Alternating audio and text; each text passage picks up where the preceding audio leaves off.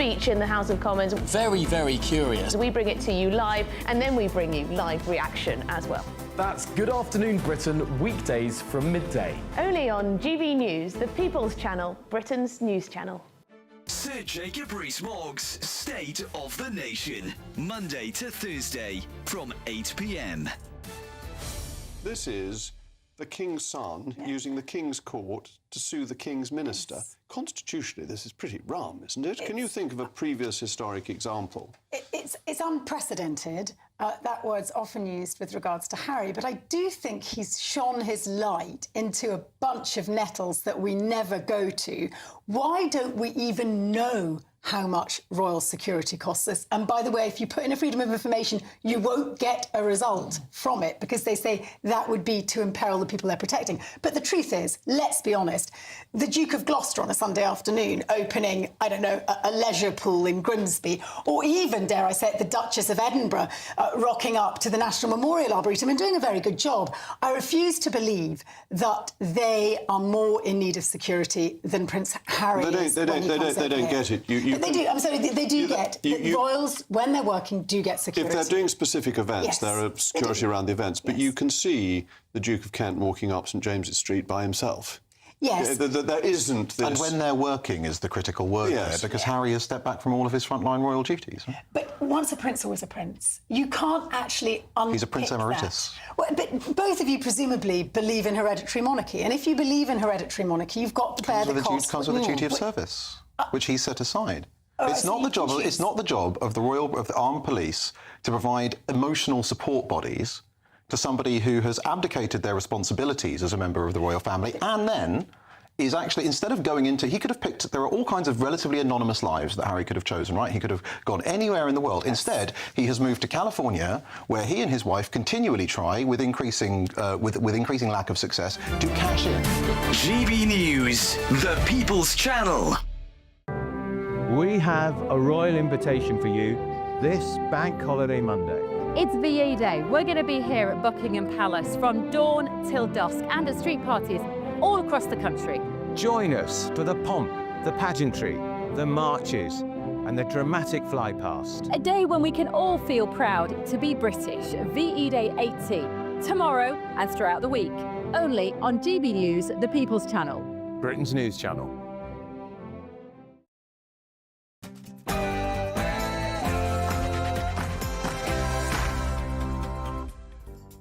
Good morning and welcome to the Camilla Tominey show here on GB News. What an extraordinary set of results from the local elections. We'll be dissecting all of them on the show today. Health Secretary Wes Streeting will join me. I'll be asking him about Labour's performance in the elections. Where was Sir Keir Starmer in Runcorn? I'll also be speaking to the co-chairman of the Conservative Party, Nigel Huddleston. Do the results show that the Tories now need to form a pact with Reform? After a remarkable set of results for the party, Reform UK's first mayor, Dame Andrea Jenkins, will be here. What are the practicalities behind her call to put migrants in tents rather than hotels? Plus, the former head of MI6, Sir Richard Dearlove, will join me to reflect on the US pulling out of formal peace talks between Ukraine and Russia. Plus, what does he make of plans for a Chinese super embassy in London? And as we look ahead to the celebrations marking the 80th anniversary of VE Day this week, I'll be speaking to veteran Matthew Hellier about what more we can do to support our armed forces. As ever, we've got 90 minutes of punchy British politics to come, so do not even think of going anywhere.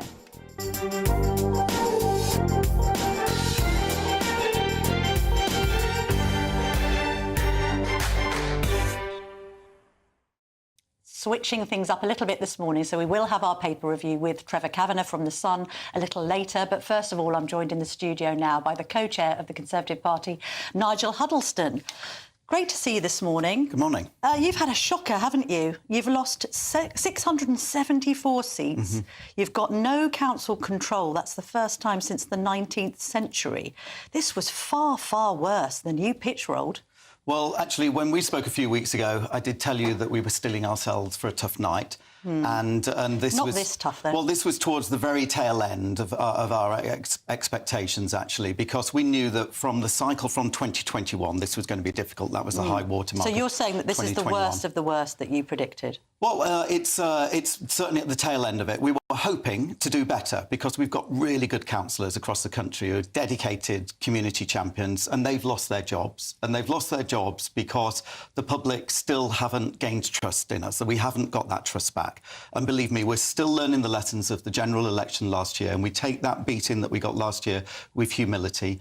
But I'm very upset, actually, that we've lost some really good councils and really good councillors because they were delivering really good value for money. They did deliver good services and lower taxes.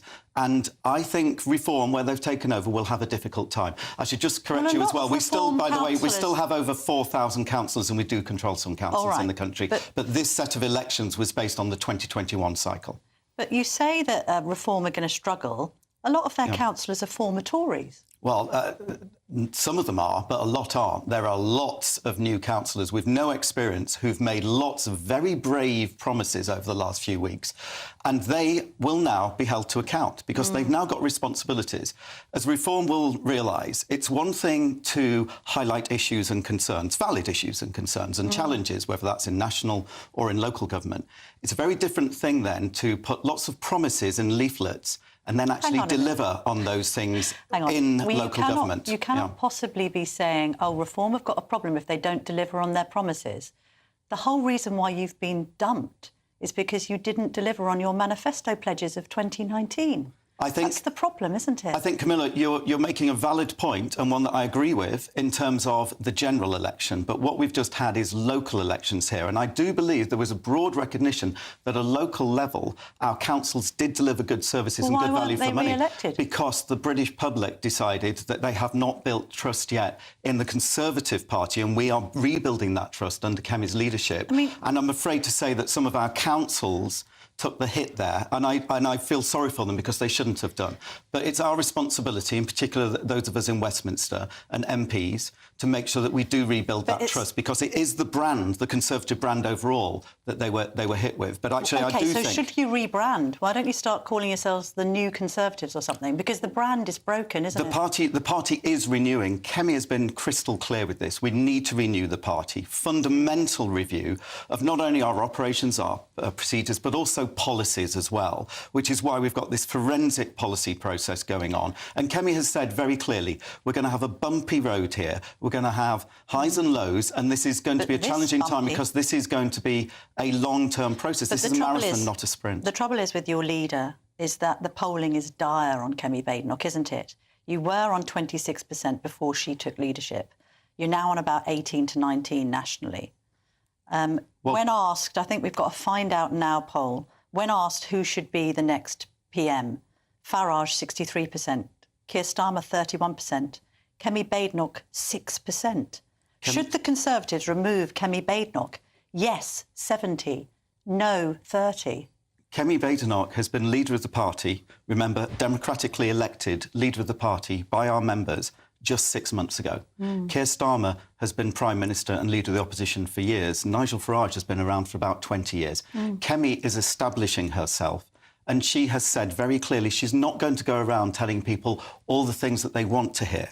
She wants to do the right thing by developing policies and developing a detailed plan so that we avoid the mistakes of the past of announcing things that we could not deliver. But why wasn't she more visible on Friday morning? OK, we wake up on Friday morning. Admittedly, you've got Nigel Farage understandably doing a victory lap. The public wakes up. He's in their faces. There he is. We don't see Kemi Badenoch. We get a tweet from her a bit later in the day. Meanwhile, her rival, Robert Jenrick, he's out. He's out on the airwaves. He does the broadcast round. It's strange, isn't it? We've got criticism in the papers. We've got criticisms of the papers that she hasn't been visible enough, that she isn't cutting through, and that the policy platform is coming too little, too late. It's all very well saying it's a marathon, not a sprint. You've got the Welsh and Scottish elections next year. We do indeed. You've got Reform breathing down your neck. Well, we do indeed, Camilla. Wales. Well, I'll make an offer to you then. 40% of Reform MPs at the moment have a TV show on this channel. Would you like to give me a show? Would you like to give others a show? And make sure do apply. I'm happy to do so. I tell you what, I do it for free as well. I hope you'll agree that when Reform appear on here, and we have asked them, and we'll be speaking to Dame Andrea Jenkins later, that they get an absolutely robust grilling from me, as you are now. They do from you, and credit to you for doing that. You're very fair in these things. But actually, I did the media round as co-chair of the party as well on Friday morning. Kemi also then was in Peterborough, where we took the mayoralty from Labour and gave media clips there. So she actually was going up to Peterborough. So I don't think that's fair to characterise, say she was invisible. Very clearly she was out there. Robert Jenrick is more visible. He's more visible on social media, isn't he? Kemi visited every single county council where there were elections. I visited every area. There were many of us that were out and about. She spent a lot of Thursday night into Friday doom scrolling on her phone.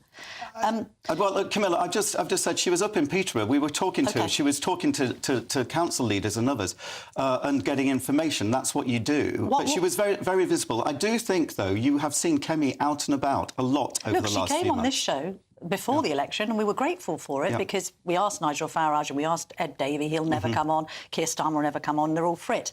So all credit to her on that. Well, one thing that Kemi isn't is frit. She's not frit, and I agree with you on that, but there is a question as to whether she's cutting through, and I think these council results suggest that she isn't. Also now, we've got talk of Tory whips worried about defections by Suella Braverman, Sir Edward Lee and Jack Rankin in Windsor. Are you worried about defections? No, we got elected. Is Braverman going to go and join Reform? I certainly hope not, and I don't think that will happen. She got.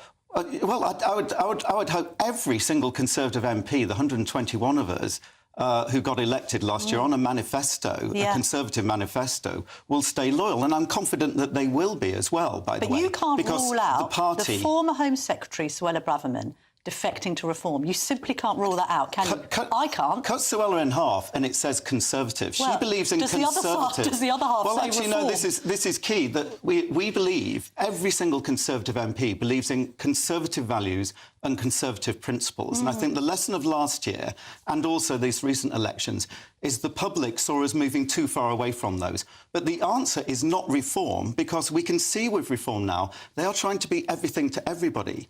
They don't uphold Conservative values and principles. You could say about Reform at least, and I hope you'd agree with this, that you would probably have more trust in Nigel Farage sorting out our immigration crisis than Keir Starmer or, indeed, Kemi Badenoch, because they've both represented successive governments that have allowed immigration, legal and illegal, to shoot up. And that was a Tory problem. Haven't you just been punished for the fact that you haven't controlled the borders? We have, and we understand that, which is precisely why we are taking our time with policy development, but in the area of immigration, those were the very first things that we've already announced changes in policy.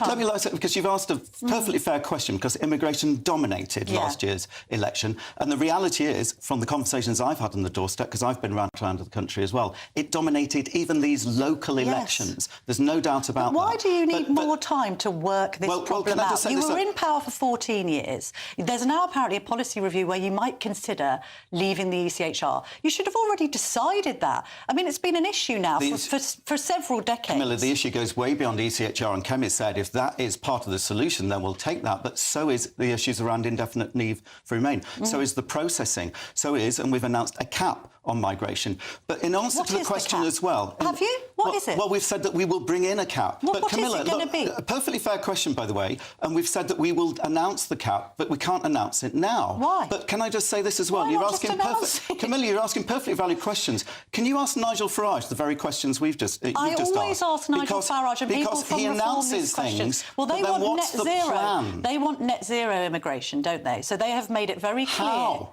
Okay, How will they and I've implement asked them that, and I've said you'll have to have a carve-out for healthcare. Thousands of doctors and all these things. Exactly. So it's the I'm asking you for your policies. You're talking about a migration cap. I know. What is it? But we're in opposition now. We're not in government. I do see the problem. Because anyone watching this will go, well, he's not credible on immigration because he won't give Camilla a figure. Why is Nigel Farage any more credible? Because he doesn't have a plan of how to do these things. All right, I'll put a suggestion to you. They are now going to have responsibility in local government, having made lots of promises. By the way, leaflet after leaflet they put out in these elections said stop the boats. Yes. In local elections. Well, as local council, obviously not. I mean, do they not understand what the responsibility of local council is? But we read in the Sunday Telegraph today, Badenoch will not pivot to the right. She won't try and out-Farage. Well, and then you say that you stand up for Conservative values. Yes, we do. Farage is just a Conservative, but he's just more right of you, isn't he? No, he clearly isn't. If you look at their policies, what they've announced at the moment... Nigel Farage is a talented politician, but the one thing he is not is a Conservative. OK. Their last manifesto had £140 billion of tax and spending commitments. That was not living within your means, a Conservative value. Nigel Farage has expressed admiration for Vladimir Putin. I know, but that is not democracy. Voters, that is not freedom. That is not support for sovereignty. One quick question. How about this? If you wanted a quick solution to getting asylum claims down, why not follow the lead of Denmark? Their asylum claims are down 90% because they banned the burqa. They've said no benefits if you don't speak English. And if you need to fund your stay here, you need to sell your own possessions, including your own jewellery. Well, how about that as an idea? Well, I think you've seen is some of the policy announcements announced, including actually making sure that illegal migrants pay for some of the funding of their cost. Then these are things that we will be looking at. Ban the burqa? Look, I'm not announcing benefits? policies here and there, but I can tell you this: migration. Everything is on the table in terms of consideration when it comes to migration. As Camilla said, this is a top priority, which is why we've made the announcements we have already. Look, we've got a long way to go. I am under no doubt we're in difficult times, but we need to rebuild that trust. It will take a while. Will Kemi be leader in a year's time? Yes. Kemi, the more 2 years' time? The more she gets... Will she be leader for the next general election? She will. All right. Kemi is an incredible talent, and as people get to know her, they will have more trust in her. Nigel. Reform now have challenges. I'm looking forward to seeing them deliver all these promises in local government, and we'll be holding them to account as well as Labour. Punchy talk, Huddleston. Thank you. Love to hear it. Thank you very much indeed for joining me this morning. Coming up, let's see if the Health Secretary, Wes Streeting, can be equally as punchy, not least in his reaction to Lucy Powell's comments on the Channel 4 Rape Gangs documentary. That'll be interesting to hear, won't it? Do not move a muscle. It's going to be a fun show. This is the Camilla Tominey Show, only on GB News. I hope it doesn't rain. Don't worry about it. It'll spoil our holiday. Relax, we're totally covered. All Clear Travel Insurance sponsors GB News travel destinations forecast. Staying fairly unsettled across central and western parts of the Med over the next few days. Heavy rain and thunderstorms in places, but dry picture across the Canary Islands at the moment, and Madeira as well, the odd shower. But we can see showers across Spain and Portugal, southern parts of France into Italy. Some thunderstorms possible as well. But drier for Greece over into Turkey and Cyprus. Some sunny spells after the recent showers. Temperatures lifting here and staying very similar over the next few days. All Clear Travel Insurance sponsors GB News travel destinations forecast. Hi, I'm Michelle Dewberry, and my show is your opportunity to cut through all the noise and dive in headfirst to some robust debates. Ideas clash. Situation, no, isn't it? Because the failure is... You're deliberately avoiding my point. Nothing's held back. And if you think this is the end of it, wait for more. And we do not shy away from the difficult stuff. Sometimes I want to shake people and say, if only you understood. So join me on Dubes & Co. weeknights at 6 p.m, only on GB News, Britain's news channel. We're proud to be GB News, the People's Channel. And as you know, we always love to hear your views. Now, there's a new way of getting in touch with us at gbnews.com/yoursay. By commenting, you can be part of a live conversation and join our GB News community. You can even talk to me, Bev Turner, or any of the members of the GB News family. Westminster, the ultimate clique. And you're fighting like rats in a sack. But here on the Camilla Tominey Show, we ask the questions the establishment media is too scared to ask. OK, let me ask you a straight question, because I know you're a straight-talking politician. Whether it's net zero, illegal immigration or law and order, nothing is off limits. You had the power then. Yeah, as I and now you've lost it. That's the Camilla Tominey Show, a politics show that's fearless. But no, let me finish my question if you don't mind, because it is my show. Sundays at 9:30, only on GB News, the People's Channel, Britain's news channel. It's Patrick Christie's Tonight, and here we do things differently. It's explaining the absolute madness of this, doesn't it? It's explosive. I mean, this is very good. It's lively. 850. Your government sat there, Sean, and it did nothing. It's controversial. And the Middle East has been in turmoil since before I was born. It's everything you need to kickstart your evening. Everyone's had their Weetabix tonight. I love to see it. That's Patrick Christie's Tonight, weeknights from 9 p.m. Only on GB News, the People's Channel, Britain's news channel. What is the state of our economy? What is the state of our National Health Service? What is the state of our schools? What on earth is going on? Understanding Britain means understanding the state we're in. This is State of the Nation with me, Matt Goodwin, Wednesdays, Thursdays and Fridays from 8 p.m. on GB News. Mornings don't have to be tiresome, especially if you have the right company. Wake up to news as it happens, opinion and debate, and of course, a little bit of entertainment too. Because when the kettle's on, we're on. That's Breakfast on GB News, a show worth waking up for. Every morning from 6 a.m. Only on the People's Channel, Britain's news channel. We'll spread the news, you spread the word. I'm Andrew Pearce. This is GB News, the People's Channel, Britain's news channel.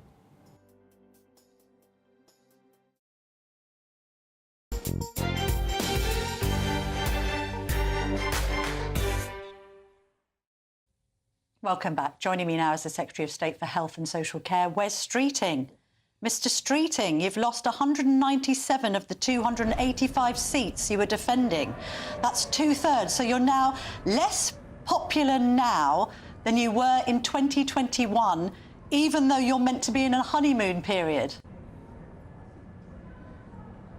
Well, look, Camilla, I think as the Prime Minister said over the weekend, people voted for change at the last general election, and at the moment people aren't feeling that change, and I think that's reflected in the results on Thursday.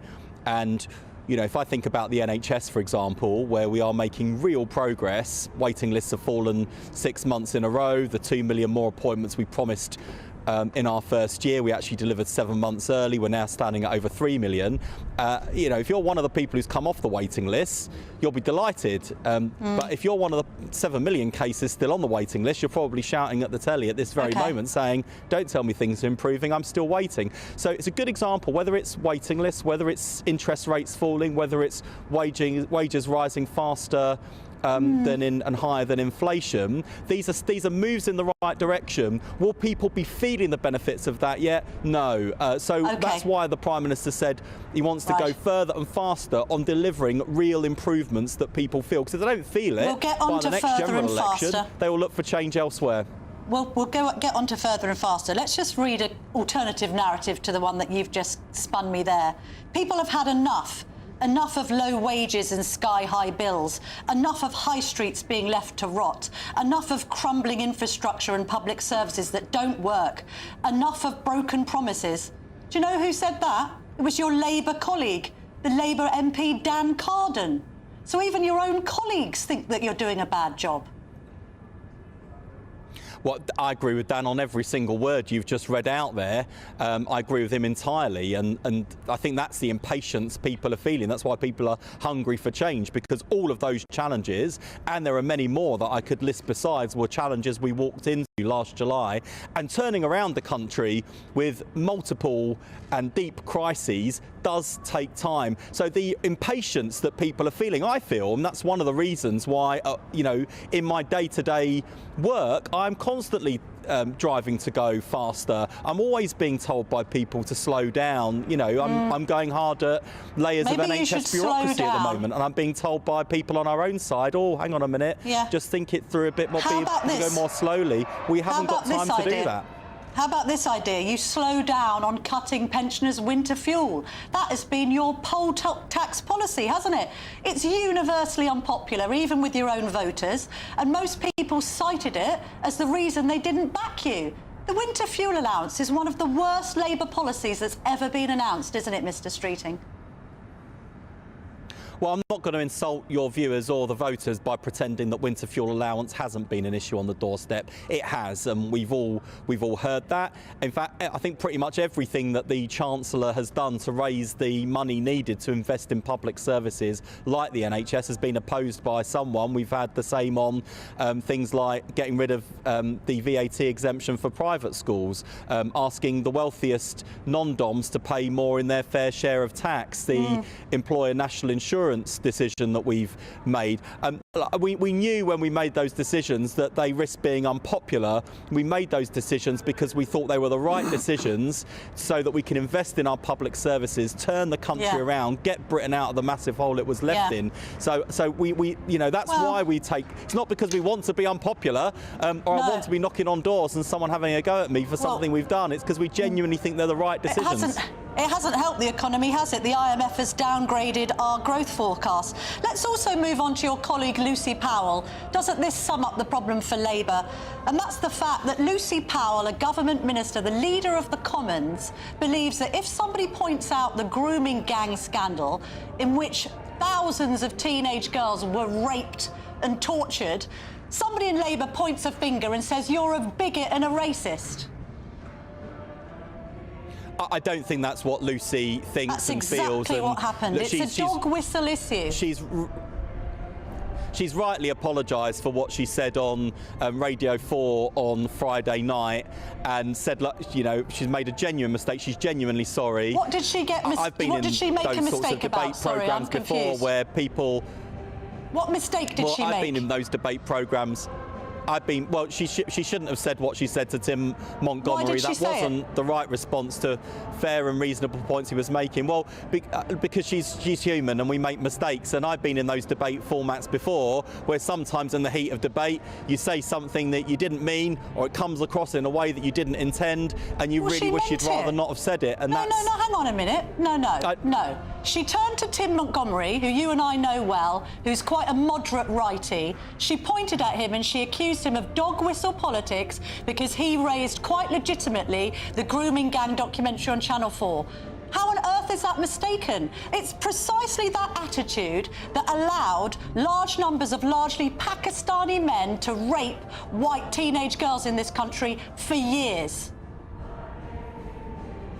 Well, there's no doubt, and I think the Alexis J report, Louise Case's work and others do highlight that has been a factor in these crimes not going properly investigated, not going properly reported, and it's one of the reasons why this government is making sure that we are recording ethnicity data, not just in terms of future offences but previous offences. We've asked every police force in England and Wales to reopen those cases where no further action was recommended, to look again to make sure that no stone was left unturned. And we've also given victims the chance to go to the independent panel for them to look at things if they don't think it's been investigated. That used to be the case for historic cases. We've opened to all. So we do take it really seriously. We're not afraid of pointing out where there have been particular ethnic factors in some of these crimes, patterns in communities. We're not leaving any stone unturned here. She's apologised to save her own political skin. If this was a Tory and you were in opposition, you'd be calling for her resignation within minutes. Point one. Point two, she should apologise to Tim Montgomery and the grooming victims. Well, as I say, she's apologised very publicly. I think it's a sincere apology. I was in touch with Lucy last night. I think she's genuinely sorry.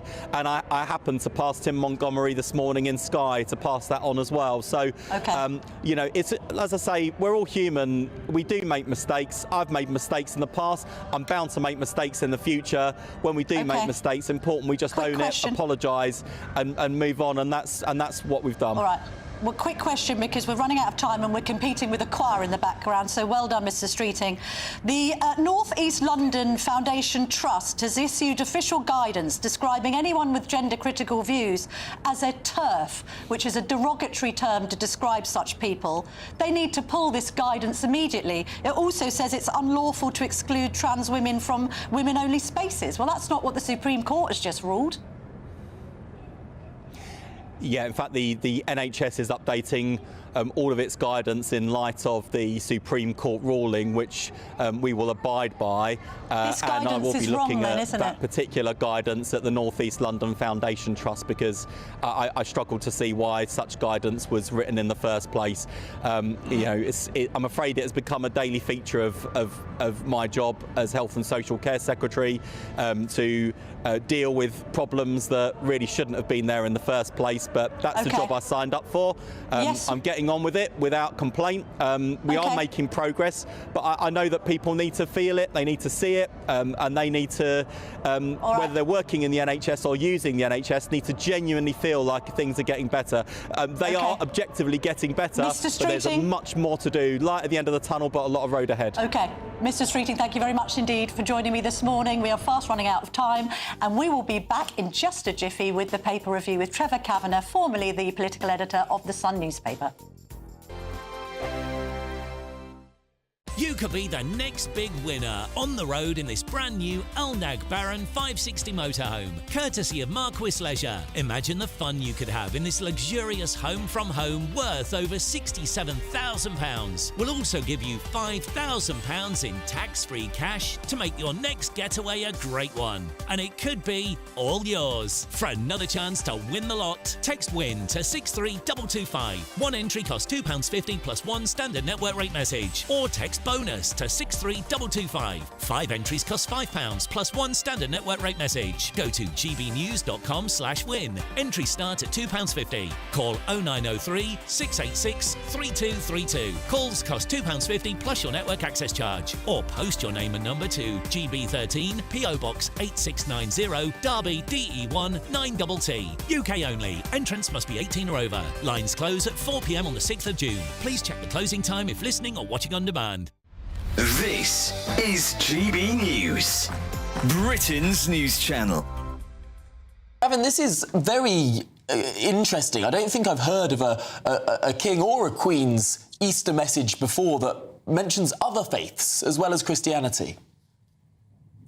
Yes, it would be nice if we could say how wonderful and welcome it with generosity. But the trouble is, it causes more trouble than it helps.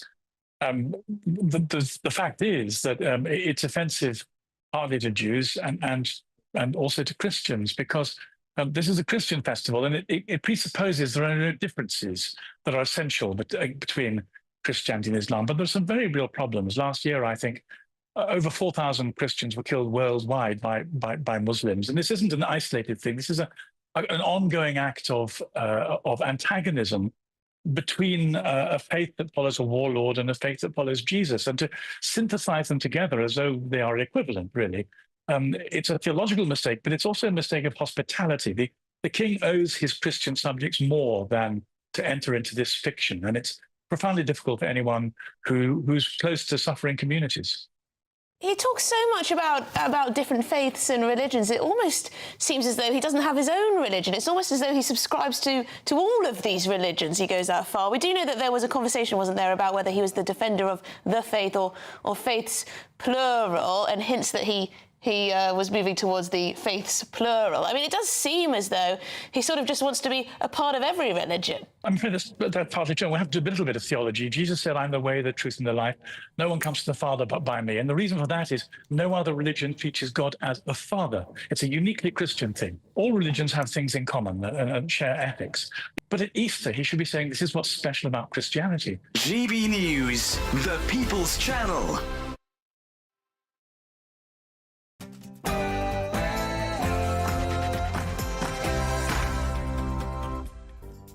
Good morning and welcome back to the Camilla Tominey Show on GB News. Lots more still to come on the show today. I'm going to be reviewing the Sunday front pages and getting more reaction to those local election results with the former political editor of The Sun, Trevor Kavanagh. Plus, I'm going to be asking Reform UK's first mayor, Dame Andrea Jenkins, about her campaign in Greater Lincolnshire. Former MI6 chief Sir Richard Dearlove will join me to discuss the US formally withdrawing from the peace talks between Ukraine and Russia and other matters. And veteran Matthew Hellier will be here to look ahead to the VE Day celebrations this week. But first, here's your latest news headlines with Sophia Wensler.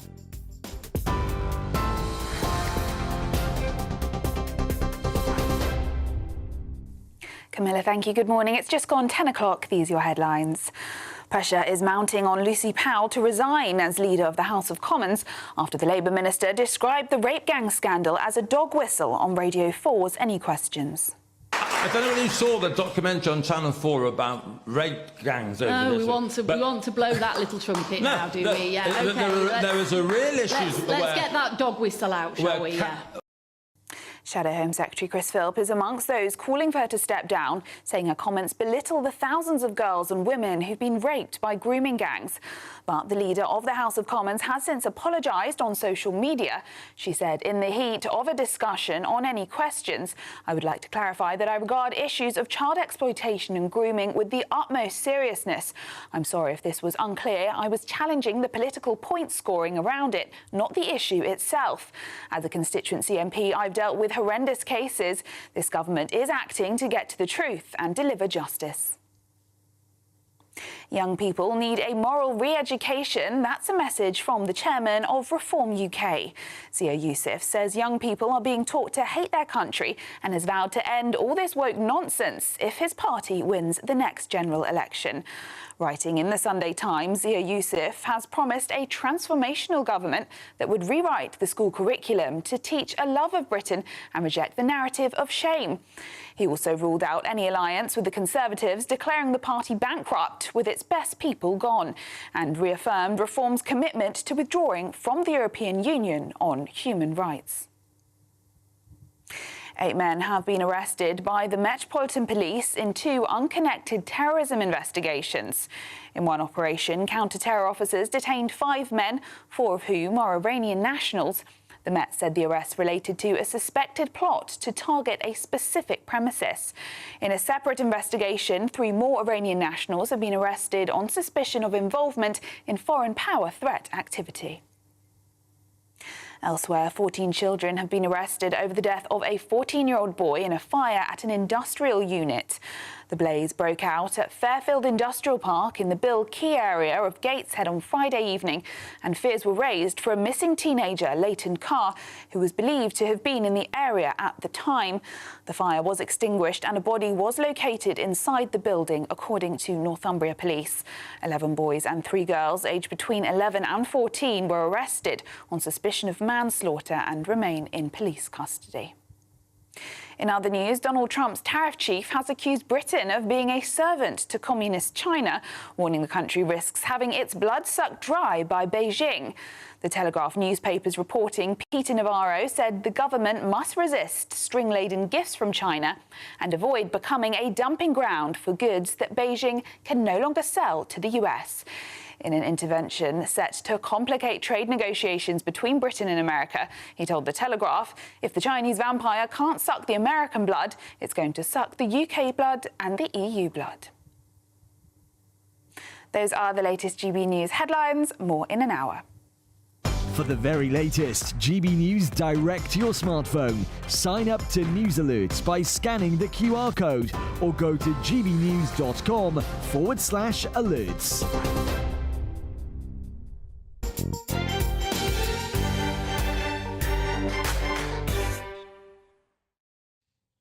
Thank you, Sophia. Lots more coming up today. I'm going to be speaking to Dame Andrea Jenkins, Reform UK's first mayor. What's her reaction to the BBC headline that called her a, quotes, former Greggs worker? And what's wrong with that? As somebody who doesn't mind the odd Greggs sausage roll, I don't mind telling you. Former MI6 chief Sir Richard Dearlove is going to join me. I'm going to get his reaction to the potential Chinese super embassy in London and actually his reaction to the arrest of 8 men on counter-terror charges. And I'll be speaking to the veteran Matthew Hellier, who'll be here to look ahead to the celebrations marking the 80th anniversary of VE Day this week. But a little later on the show today, we're going to be having a look at the Sunday papers now with The Sun's former political editor, Trevor Kavanagh. Thank you for your patience, Trevor. You've sat through 2 interviews, fairly robust interviews with politicians. Let's get into how the papers have been covering. Well, it's largely dominated by the local election results, isn't it? So let's look at Reform first of all. We've got Farage writing for the Sunday Telegraph, Conservatives will never recover from this. I just wanted to give a nod to The Observer because I think it's interesting that such a left-leaning paper should put a pretty positive image of Reform on the front page. It's talking about how Nigel Farage is now appealing to Gen X women, apparently, which I don't mind telling you includes me at the tender age of 46, in terms of being a Gen X woman. And then we've also got the Sunday Times, and it's done an interview with Zia Youssef, the party chairman, talking about reforming education and stopping some of this rot that seems to have crept in with revisionist history. Let's all be ashamed of our colonialist past and all the rest of it. What's your analysis of those results? Well, I think that Thursday night wasn't just a protest vote against the established party. This was an uprising by furious voters about the way that they've been treated by the people who seeking their votes, who have betrayed and lied to them for the last 20 or 30 years. Ever since Tony Blair was elected as Prime Minister through the New Labour years and then into David Cameron and what we've seen over the last 15 years of the Tories, I think they are justified in feeling that they've been treated with absolute contempt. And that was the result on Thursday night. They responded by putting their trust in a party which is speaking for them. This is the working class Labour and Conservative voter who feels that they can, in some cases, never vote for those parties again. Well, and I think Farage is right that this might be the end of the Conservative Party. Do you think so? So do you think, A, that two-party system is over, and B, some of these projections for what the local election results would mean if they were applied nationally are correct? Because we've got the BBC saying that as a national estimated share of the vote, reform would be on 30%. That would be enough to give them a 100-seat majority because, crucially, Labour fall down to 20%, the Lib Dems fall down to 17%, and the Cons are on 15%. So how credible do you think it is to suggest at this point, on the back of those results, that Nigel Farage can not only be PM but command a majority in the House without any deal with the Tories? I think everything depends on Nigel Farage.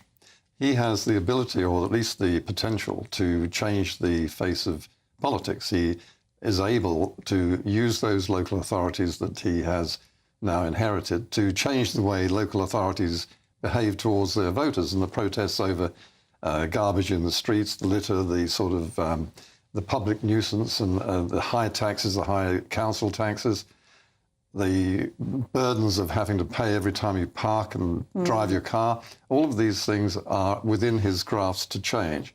He's talking about the education of young people. Well, there is some scope for him to do things on education.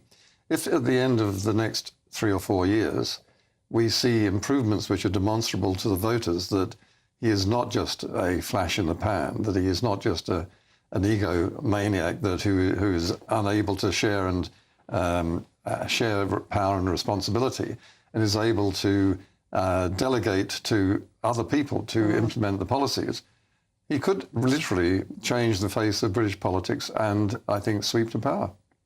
We've got some coverage of Badenoch not chasing to the right, which I covered with Nigel Huddleston and asked whether that was sensible. In a word, because we're always limited on time, Trevor, is it sensible for her to not chase to the right?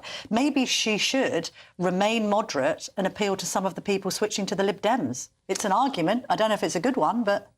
Well, as a supporter of Kemi Badenoch at the end, I'm disappointed that there haven't been more attacks on Starmer. Starmer is wide open and vulnerable to the sort of attacks that Kemi Badenoch was able to deploy when she was a minister in the House of Commons. Yes, why isn't she being the attack dog she once was? It seems like she's being a bit muzzled, yes, to use canine analogies. She's talking about not delivering policies so soon, but you don't have to expose yourself on the policy flank in order to attack someone who's he promised change, but he's delivering chaos. Just a quick word on the Lucy Powell saga. I mean, did you think that Wes Streeting's responses to me on that were adequate? No, I thought Wes was extremely disappointing for the man who I would have thought might be the person to lead the party if and when Starmer goes. I thought that was devious, to say the least, to suggest that she didn't mean what she was saying. Well, she made a mistake. She was speaking for the Labour Party. Yes. She was speaking for the Labour Party, which has washed its hands of the most outrageous behaviour by a part of this community of mainly Pakistani men who have raped thousands of white teenage girls. That's the essence of it, and there should be a national inquiry into that, and he shouldn't have tried to blur the edges of that. The other story that's dominating this morning is Prince Harry. Yeah. There's a story in your old paper, The Sun, Prince Harry Deliveroo, and this is speaking to the fact that when he was last in the UK, I think it was last May, he stayed at a multimillionaire friend's house, I think in Chelsea, and Deliveroo delivered to the house. And ex-bodyguards like Ken Worf, who used to look after Princess Diana's security, have said, this is ludicrous. You're putting yourself at risk. You can't have Deliveroo turn up at the door and deliver to a former member of the royal family in one breath and then complain that you're not safe in the UK in another. No. In general, what's your analysis of Prince Harry? Well, it's a sad story, and I think lots of families will actually recognise this. People have got these sort of problems within their own families, and you've seen David Beckham's son is not even turning up. Brooklyn hasn't gone to his 50th, yes. So it's not uncommon, but this is the royal family, and therefore it's big potatoes. And I think that Harry is doing what they do in California, which is telling his own truth, which is quite different to the actual truth. And the idea of having a Deliveroo driver, this is a man who is claiming that he needs protection from potential Al-Qaeda terrorists, having Deliveroo drivers who are often Afghani, certainly from that neck of the woods, coming to deliver with a big box Obviously, on the we back. are not suggesting that anyone that delivers for Deliveroo who might come from Afghanistan is ergo a terrorist, but we are making the point that it could be anyone turning up at the door with a box full of anything. That's the point here, and I do get your point about... We are treading on eggshells, of course. We're treading on, but we always tread on eggshells just because we need to be very careful, but I do get the point that you're trying to make. Let's move on to VE Day. Whole day of commemorations tomorrow.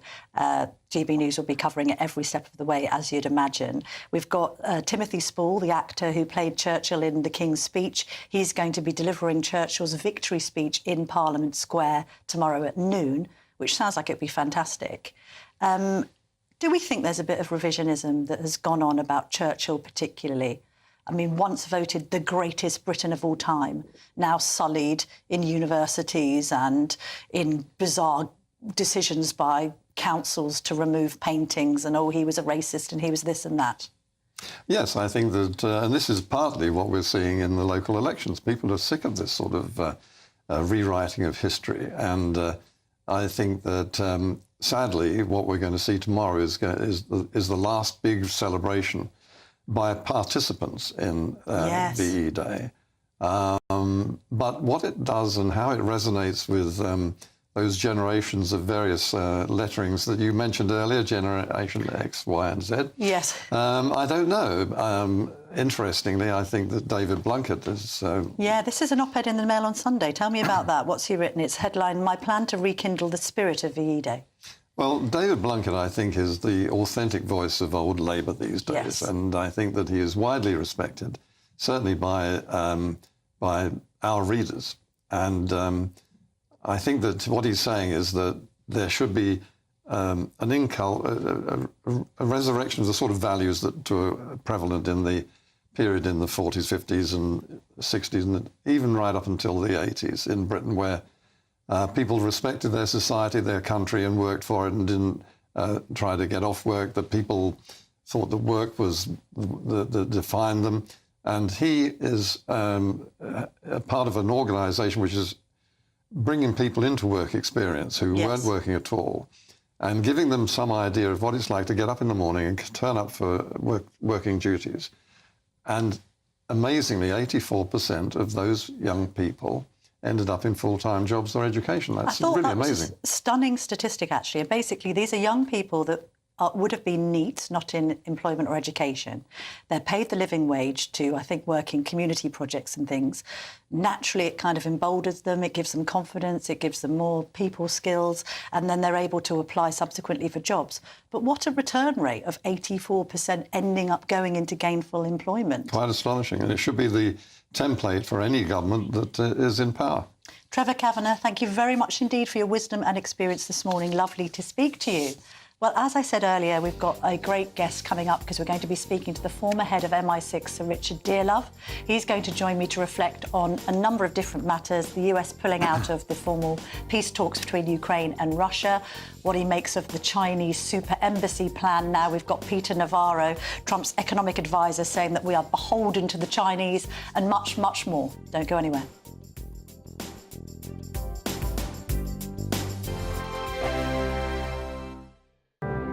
We have a royal invitation for you this Bank Holiday Monday.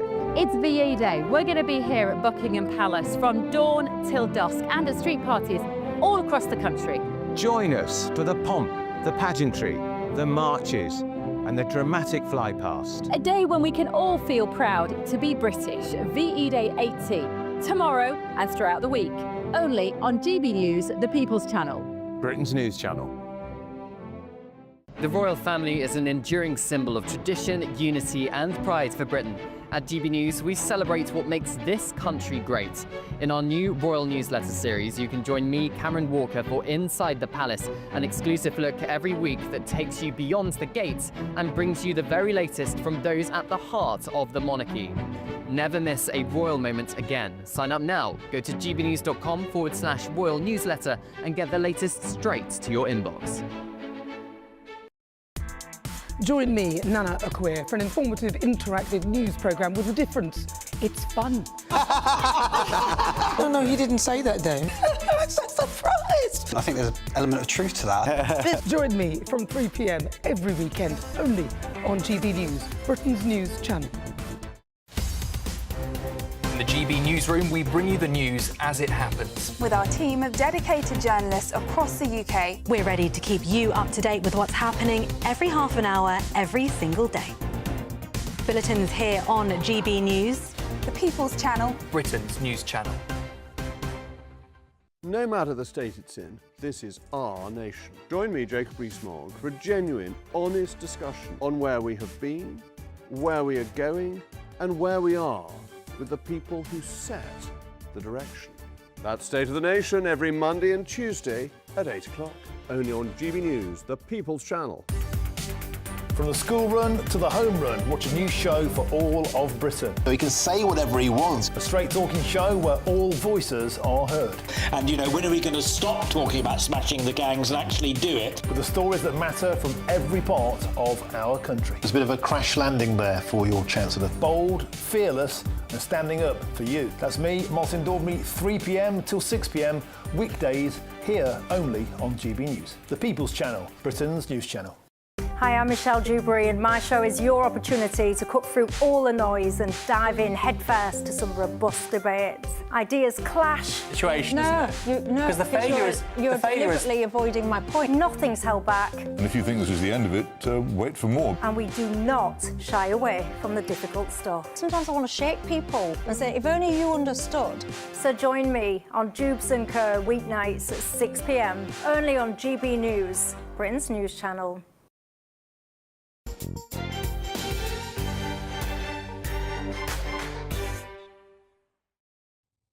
Welcome back. Joining me now is the former head of MI6, Sir Richard Dearlove.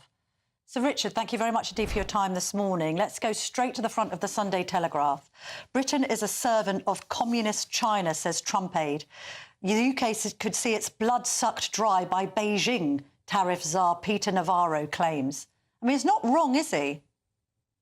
Well, it's a bit of an exaggeration, but on the other hand, we have been rather uncritical in our commercial relationship with China over a long period of time. But I would suggest that it's become a more realistic and practical relationship. But we need to be careful in how we deal with China politically and commercially, yes. What do you think of Labour's plans for this super embassy on the site of the old Royal Mint building in Tower Hamlets? It's very close to Tower Bridge. There's been a number of different concerns raised by police and indeed the security services for which you once were at the helm. What do you think of it as an idea? I think it's a bad idea and I don't think it should go ahead. And my understanding is it probably won't. The reason being that there are a number of strategic communications cables that run directly under the site. But I haven't seen evidence yet it is going to go ahead. I think it's being resisted by the local authorities and local organizations. And, the question is, if we were trying to occupy a similar site in Beijing, would the Chinese even give us a whiff of expectation that we would be able to do that? Well, look, we need to treat the Chinese on a reciprocal basis. We need to treat them as they treat us, basically. That should be our starting point. All right, a no to a super embassy. That's one for David Lammy and, I believe, Yvette Cooper to decide.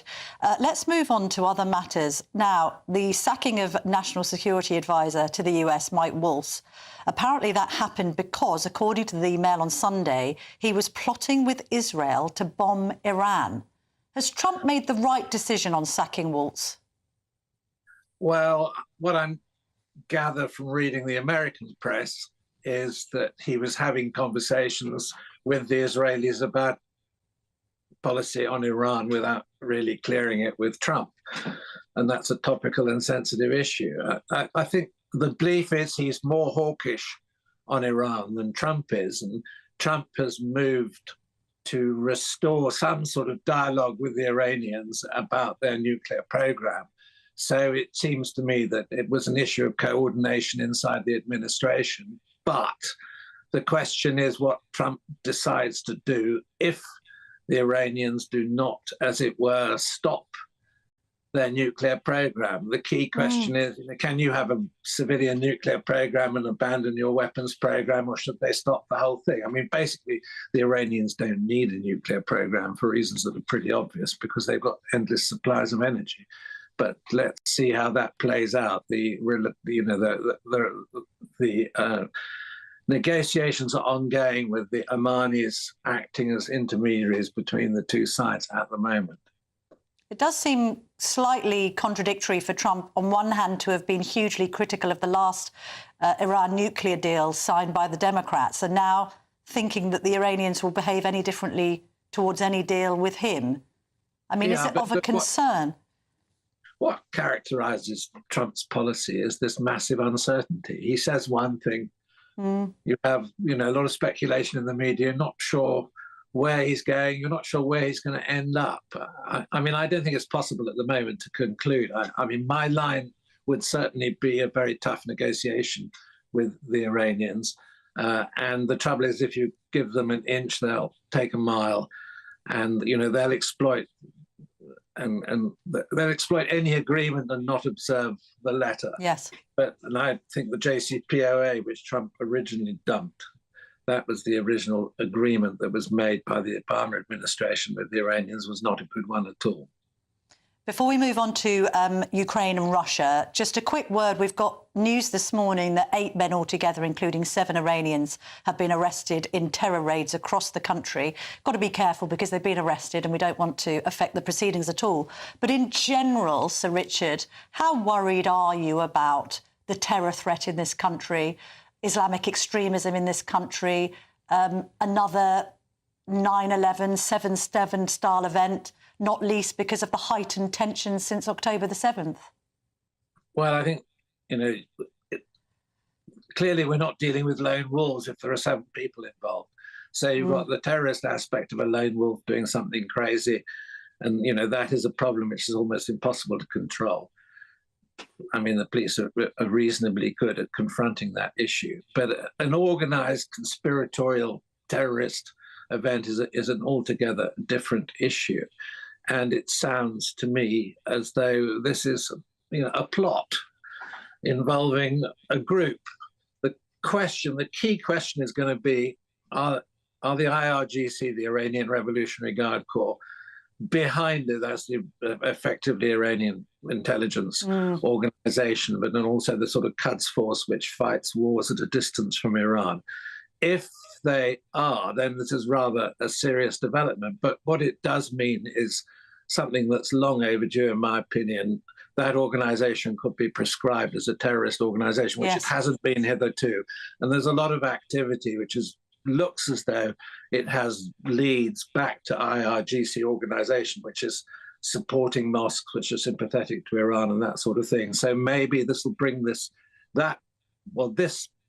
event will bring the issue to a head, and it's about time the government looked at it and took a clear decision, in my view. OK, let's move on to the US withdrawing from those peace negotiations concerning Ukraine and Russia. I mean, you spoke earlier about the need for Trump to be a tough negotiator with the Iranians. Has he been a tough negotiator with Putin? I mean, the peace deal as it's... Go. Not hitherto, but something clearly has happened in the last couple of weeks since that meeting in St. Peter's Basilica and other contacts between the two sides. I think what one should probably conclude is that things have moved more in favour of Ukraine than hitherto. Look, we don't know the detail, but I'm feeling much more confident that we're going to get a situation which, as it were, is more inclined to the policy that we in the UK favour in supporting Ukraine. For example, I read in the last few days that the Americans are supplying fuselages of F-16s to the Ukrainian Air Force. Okay, these are to be used as spare parts. But I mean, that would indicate that, you know, they're still maintaining this policy of support. And Trump hasn't said anything recently about dumping Ukrainian support. I think what he's realized is that Putin has made no concessions at all whatsoever, that Putin's policy has no reverse gear, and that Russia is still aiming for a 100% solution in their favor on Ukraine, and that's just not going to be acceptable. So let's see where this plays out, where it arrives at. But the runes are much, much more favorable in the last week to 10 days, and I'm feeling more optimistic that we'll actually get a decent resolution of this issue. It was also interesting to see in the paperwork for the minerals deal, the US blame Russia for a, quotes, illegal invasion. In general, Sir Richard, do you feel, I was actually discussing this at dinner with my father and my family last night, do you feel that the world is safer under Trump 2.0 or more unstable? Wow, that's a difficult question. I think at the moment we probably feel the instability more.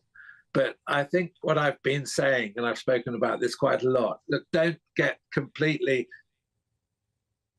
obsessed with the optics. Think about what the outcomes are going to be. I mean, for example, take the issue with Canada. Okay, there's not going to be a conflict with Canada, but, you know, Carney's going to Washington. Of course he's going to Washington. He's going to negotiate with Trump, and he's probably going to thank him privately for securing his election, which wouldn't have happened without Trump's intervention. So I think we're in a very uncertain phase. Trump has wanted to make this impact in his first 100 days. We may not know for 200 days where a lot of these issues are going to land. And I mean, of course, the big issue is this issue of tariffs on China. And I'm beginning to see stuff suggesting that actually the Chinese are in a very, very difficult place because of the economic fragility of China and the sudden sort of cutoff of their market. So they're going to have a lot of incentive to sit down and talk to Trump. And, you know, we need to be very careful in how we conduct our commercial relations with China. We need to be much more grown up, much wiser about the national security threat, and we need to not give them some socking great embassy compound in a very sensitive part of London. No, agreed to that. Yeah. A very, very quick final answer to this question, Sir Richard. Look, you've been at the helm of MI6. You've met with some very, very serious players during your career. We've now got the prospect of Prime Minister Farage. Do you think that Nigel Farage has prime ministerial qualities? Yes, of course he does. I mean, he's changed British politics in a fundamental way. And, OK, he may be not to everybody's taste as a politician, but we have to recognise his achievements and recognise that he has caused a tremor, well, it's not quite an earthquake, but it's certainly a tremor through British politics. And anybody, I think, who has his track record has to be a candidate for the premiership. We're in a democracy, for goodness sake. If he's elected, he's elected. Yeah. Sir Richard Dearlove, thank you, as ever, for your clear-eyed thinking this morning. Camilla, pleasure to talk to you. Thank you. Well, coming up next, we'll continue to discuss the prospect of Nigel Farage being Prime Minister come 2029 with Reform UK's first Mayor, Dame Andrea Jenkins. This is the Camilla Tominey Show, only on GB News. Hello there, good morning. Welcome to your latest GB News weather forecast from the Met Office. It will be largely dry today, though, an increasing risk of some showers down the eastern side of the UK and quite a cold northerly breeze. And we can see through the morning and into the afternoon, generally cloudier across the eastern side of the UK, a cold northerly breeze bringing those showers in off the North Sea. Further west, the best of the sunshine, Northern Ireland into Wales, parts of the West Country, western parts of Scotland also seeing some blue skies, and a chilly feel to the day. Temperatures struggling to get into double figures across the east. The highest temperatures towards the southwest near average around 17 degrees. So for most feeling much cooler compared to what we have seen over the last week or so. Into this evening time, largely dry across much of Scotland. Orkney and Shetland, perhaps 1 or 2 showers. Again, the east coast maybe just seeing 1 or 2, but a fine end to the day here, though quite chilly. Northern Ireland, Northern England also seeing some sunny spells before dusk. No showers still running down the eastern side of England into East Anglia. 1 or 2 of them on the heavy side, but further west, plenty of sunshine to end the day here. As we head into this evening and overnight, it does turn chilly. Winds will be light, so temperatures falling away quite quickly under clear skies. 1 or 2 showers still possible down eastern parts, though they should become more confined to southeast England as we head into the early hours. And temperatures, towns and cities, mid-single figures. A touch of frost for northern and western parts of the UK, in particular in the countryside. So a chilly start to Monday morning. Showers in the east, filtering southwards through the day, so becoming more confined to southeast England by the afternoon. Best of the sunshine, parts of Wales, Northern Ireland into Scotland. Mostly dry here with light winds, still breezy across parts of England and Wales. Coming in from the northeast, so quite chilly again, the eastern side, quite cool for the time of year, highs around 15 or 16 Celsius. Headliners on GB News 11 p.m. every night. It's got 3 top comedians going through the next day's newspapers so you don't have to read them, which is great. It's a good point. He's lying. I mean, maybe he's not lying. That's Headliners every night from 11 p.m. and 5 a.m. as well on GB News, Britain's news channel. This is Britain's Newsroom, where your voice matters. It's just astonishing. With expert analysis and honest opinion, we don't just keep you informed. We bring you unique perspectives you won't see anywhere else. Can't argue with any of that. When the news happens, it happens here. On Britain's Newsroom, weekdays from 9:30 a.m. Only on GB News. We're proud to be GB News, the People's Channel. And as you know, we always love to hear your views. Now, there's a new way of getting in touch with us at gbnews.com/yoursay. By commenting, you can be part of a live conversation and join our GB News community. You can even talk to me, Bev Turner, or any of the members of the GB News family. We have a royal invitation for you this Bank Holiday Monday. It's VE Day. We're going to be here at Buckingham Palace from dawn till dusk and at street parties all across the country. Join us for the pomp, the pageantry, the marches and the dramatic fly past. A day when we can all feel proud to be British. VE Day 80, tomorrow and throughout the week. Only on GB News, the People's Channel. Britain's News Channel.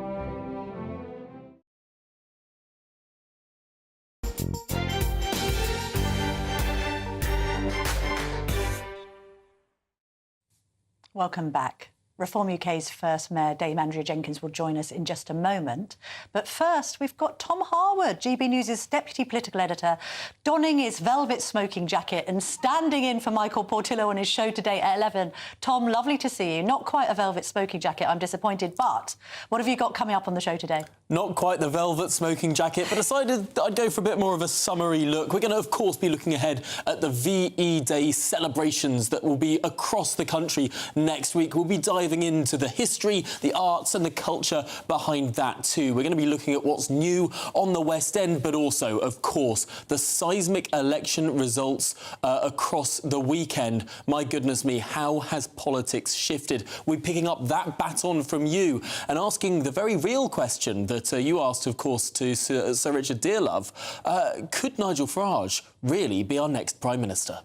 Tom, what did you make of his response to that? Because actually he was fairly unequivocal, wasn't he? And this is a man who ran at MI6. You know, lots of Nigel Farage's critics say, well, he's untried and he's untested.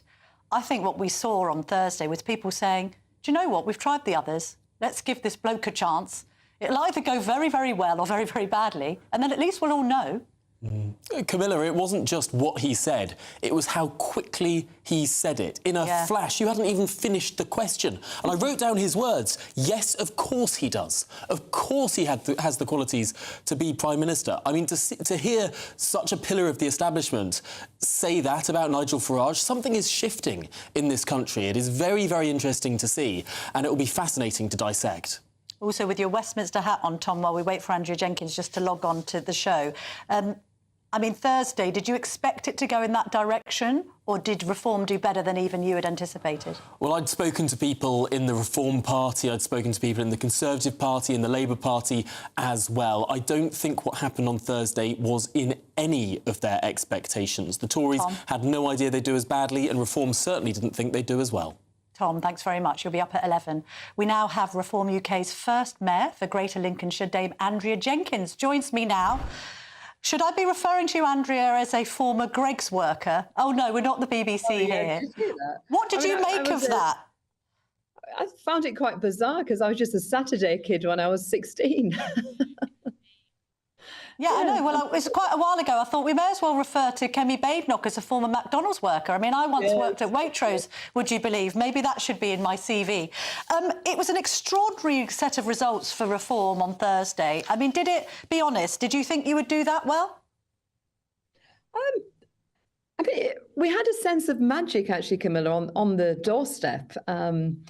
You remember the 2019 election, you could sense that magic then when we was trying to get Brexit, and that's why Nigel lent votes to the Conservatives. And no, it was amazing on the doorstep. I mean, what was remarkable, Camilla, was in Labour areas, in Labour strongholds, you know, like the Grimsbys, the Scunthorpes, we was getting equally as much support as we was in the solid Conservative areas. So it was quite remarkable.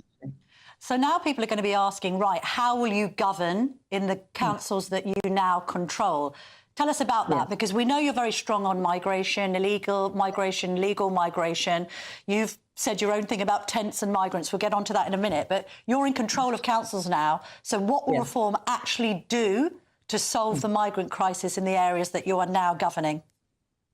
Right. Well, do you want me to answer that specifically first, or shall I answer about what we're going to do in the council first and then come on to that? I'll probably do that. Yes, please. So it's about restoring trust in politicians. I mean, you've seen, Camilla, people don't trust politicians, full stop. There's a great deal of apathy there.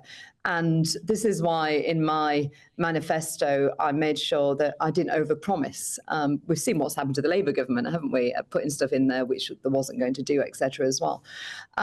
So the thing for me, what I want to do is, I mean, thankfully, Lincolnshire County Council is now controlled by Reform. So we can have a Lincolnshire Doge. We can look in fine detail at the balance sheet to see how we can make savings, because the most important thing is that people are struggling, Camilla, and we need to make sure we keep council tax low for people and we provide better services. And this is why I've sort of said we need to look at these diversity, equity and inclusion roles, because I find these are a waste of taxpayers' money personally. Yes, but hang on that, though. There's a freedom of information answer from Lincolnshire County Council on precisely that issue. And it said that Lincolnshire County Council doesn't employ any diversity, equity and inclusion officers. No, but that's, or doesn't it? No, it does, because there's actually... it's the way it's worded. And if you look on LinkedIn, and I've been sent a lot of stuff, I mean, that was actually our freedom of information request. It's the way you word it. They've actually called people coaches now. If you ask for, have you got any officers, they don't specifically, they've got coaches, they've got mentors. So I've been uncovering a whole lot of stuff overnight. They're just rebadged as other things, Camilla, which is quite disingenuous, I think. So we need to look at stuff like that. But also, I want to set up a transport for Lincolnshire, just like they have a transport for London, where we have key decision makers on there and stakeholders to finally solve these transport issues across Lincolnshire. As you know, it's a massive rural county. A bus should be a lifeline, not a last resort. And I'm also passionate about the skills agenda. I'm going to have an industry-led skills board. I mean, right from looking at the British Steel, they can't get enough engineers. Speaking to farmers, that they can't also get people to work their equipment because it's so technical, some of the new equipment nowadays.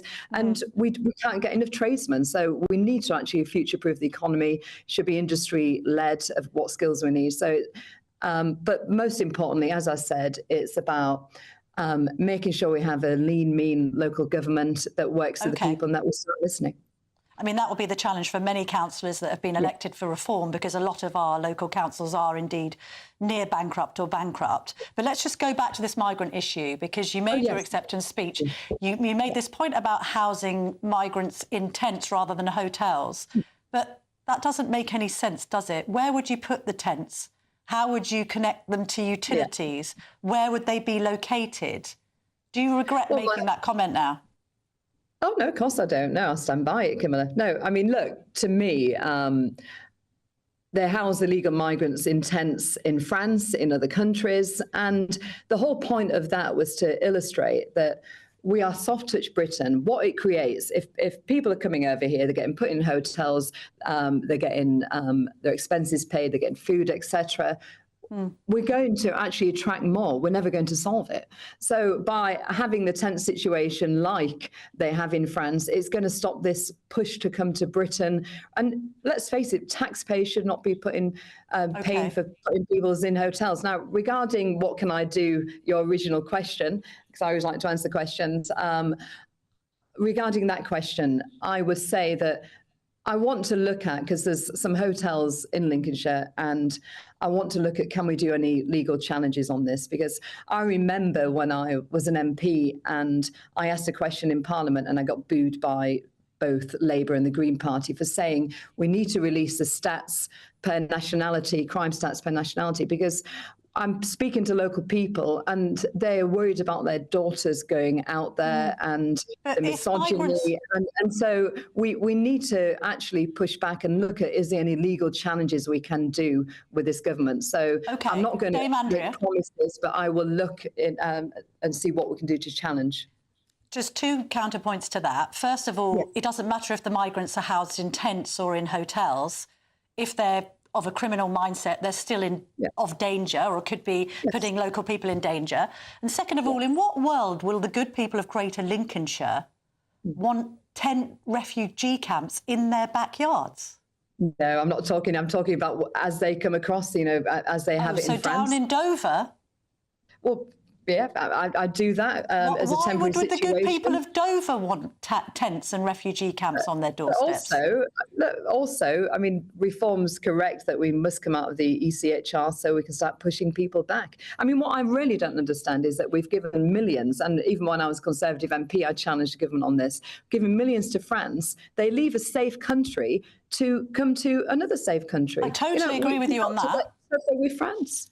I totally agree with you on that, but in what world will the people of Dover advocate refugee-style camps like we see in the third world with tents erected in their backyards? They just won't want that. Well, it's got to be a contained area. It's got to be a contained area to then we've got to send them back to France. We've got to start sending. My whole point is we've got to send them back to France, Camilla.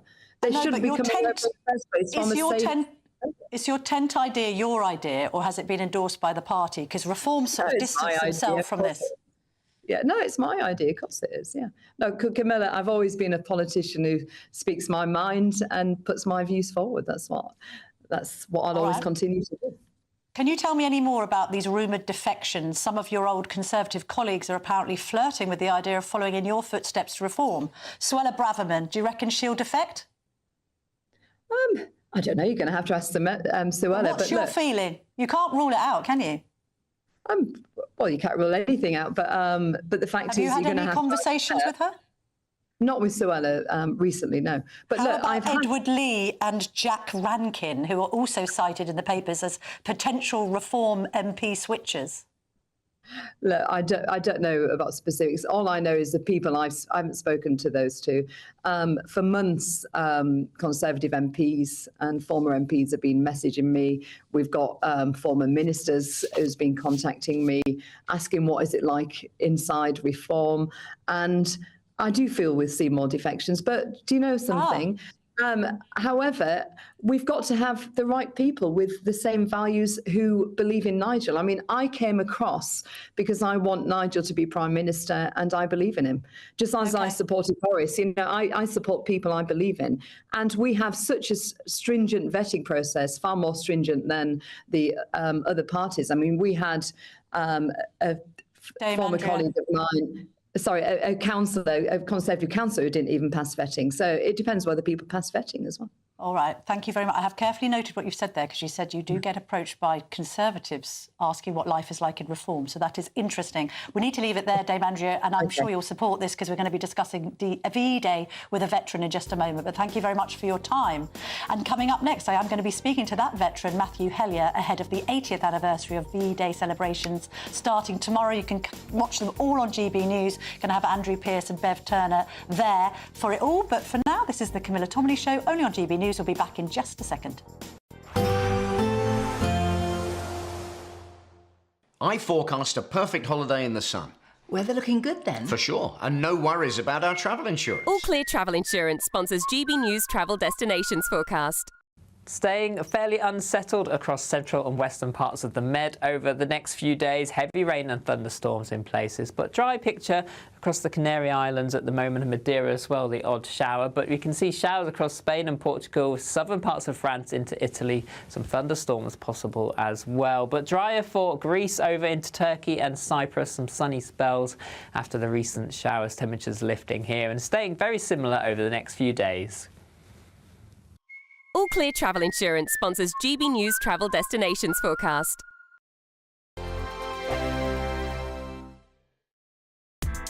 Join me, Nana Akwe, for an informative, interactive news programme with a difference. It's fun. No, he didn't say that, Dave. I'm so surprised. I think there's an element of truth to that. Join me from 3 p.m. every weekend, only on GB News, Britain's news channel. GB News Breakfast, every day from 6 a.m. A very good morning to you. And if you're planning to visit one of Britain's many beauty spots next bank holiday or Easter weekend, beware of your car. Yeah, a rising number of tourist attractions are banning coaches and some cars to help ease overcrowding. We're here to debate if vehicles should be stopped from parking near attractions. Government Relations Manager at the Countryside Alliance, David Bean, and founder of Fair Fuel UK campaign, Howard Cox. Good morning to you both.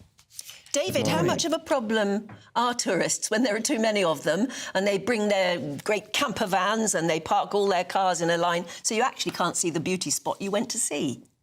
How much of a problem is it? It can be a significant problem in certain areas. I'm in Scotland for the holidays, and particularly in areas such as the Highlands and Islands, there are areas that have very, very badly been affected.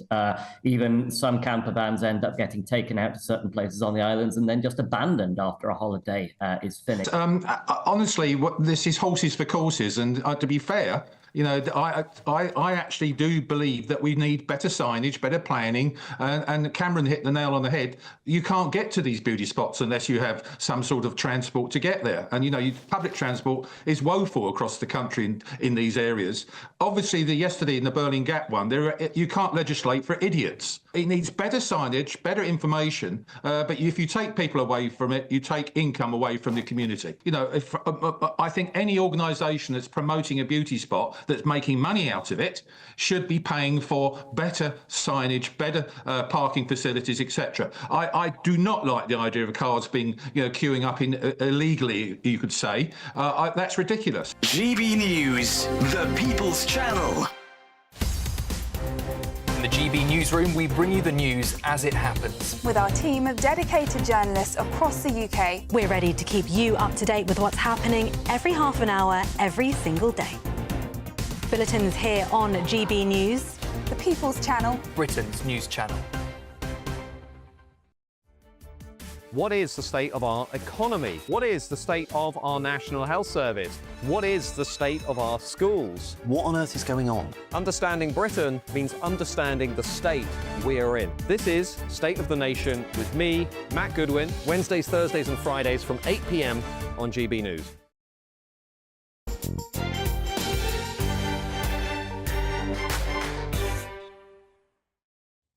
Welcome back. Let's talk about VE Day now, the 80th anniversary this week. Veteran Matthew Hellier joins me. I'm just reading your record. You have served in every conflict over the last 3 decades. Goodness me, as a parachute regiment recruit, you won the Prince of Wales badge and champion recruit. You successfully passed Special Forces selection and reached the rank of warrant officer in the SAS. Plus, you're involved with a charity called Pilgrim Bandits, which supports injured and wounded veterans. So let's be honest, Matthew, you know your onions on this. Tell me this, as we mark the 80th anniversary of VE Day, are we doing enough for our veterans in this country? We never do enough, Camilla. No. We need to put our veterans first. What we've seen recently is this government, unfortunately, persecuting our veterans, our farmers, our elderly. We've got to stop this. This country is something to be proud of. We've got to encourage the young, to join the military and support the people that give us the freedom. 80 years ago, these people that give us the freedom, they volunteered for Queen and country. They fought on every corner of the earth to support, freedom, democracy. And now, if we ask that question to our veterans now, the World War II veterans, would they feel the same? Would they do the same in this country? So we've really got to show them the support, and build this country up to what it should be. What's gone wrong, Matthew? Because we have seen the depletion of the armed forces. I think there's a struggle now to recruit young people particularly. We see countless surveys, don't we, with the sort of Gen Zs and others saying that they'd be reluctant to fight for king and country. Is this an educational problem, do you think? What's happened here? We sort of lost our sense of British pride. We've not got veterans treated like they are in America, where they can proudly wear their uniforms and be celebrated at sporting events. What's happened? Exactly that. We've lost direction. We've lost the education. When I was at school, or when we was all at school, we still learnt about the Second World War, the First World War, the problems that went on, and what, how we become and how it ended up in war. It's something for us to reflect on. History is not to be abolished. It is there for us to learn. And for us to stop this, we must educate the youth. We must be proud of our servicemen and women. They are giving their lives on a daily basis. They're on the front line of everything this country and the Western world believes. So we must, look back in history. Look at the veterans. Why did they volunteer? What a great place this country was. We've lost direction now. We need to get back on track. All right, let's have some positive sort of rhetoric around this as well, because you were in the SAS. I mean, I can't even imagine what that was like. That is a great job, isn't it? What would you be saying to young people to entice them into the forces? I mean, we need to show the excitement, the travel, the benefits of being in the military. It is fantastic. It's great for the family. It's great for the schooling. It's great for the person. It's like being a professional sports person in the military. You've got that team around you all of the time. You're fully supported. What is going wrong now? We are persecuting our veterans for some bizarre reason. And you're talking about the Northern Ireland vets. Just be clear on that, Matthew. Afghanistan court cases that are rearing their head, and there's going to be plenty more. This needs to be abolished. We need to set a law. We need to, enforce, Article 15 in that ECHR. We know that we're never going to come out of the ECHR because, Mr. Starmer is not, that's his bag. He's not going to get us out of the ECHR. But we need to enforce something that's going to protect our servicemen and women, when they're protecting this country on foreign shores. We can't just keep persecuting young private soldiers and young lieutenants. It's not them that make the decisions. They're just the pawn. We need to, the whole chain of command and the legalisation, the lawyers that legalise the operations need to be seen and need to be accountable. But let's support our veterans. VE 80 is something to celebrate now. We as a charity, the Pilgrim Bandits, we're celebrating this. We've just been to the Royal Hospital. We've been to the Army Navy. I've got injured veterans and veterans with terminal illness out on bicycles. We're celebrating, the freedom that these veterans gave us. And it's just something to be so proud of. And I am so proud to have been in the military, so proud to support my veterans. And I really can't wait for the 8th of May when we're all going to really celebrate together. Tell me exactly what you're going to be doing then, Matthew, because obviously we've got this day of events tomorrow, and that's going to be quite spectacular. On the streets of London, we've got Timothy Spall recreating the magic of Churchill's victory speech. We've got military parades galore, and I think we've also got a fly past. On Thursday, though, briefly, just tell me what you'll be doing with some of your veterans, and how old are some of them? We've got, you know, my oldest veteran is 103 years old, and we had him on the show with Martin Daubney the other day, and it was fantastic.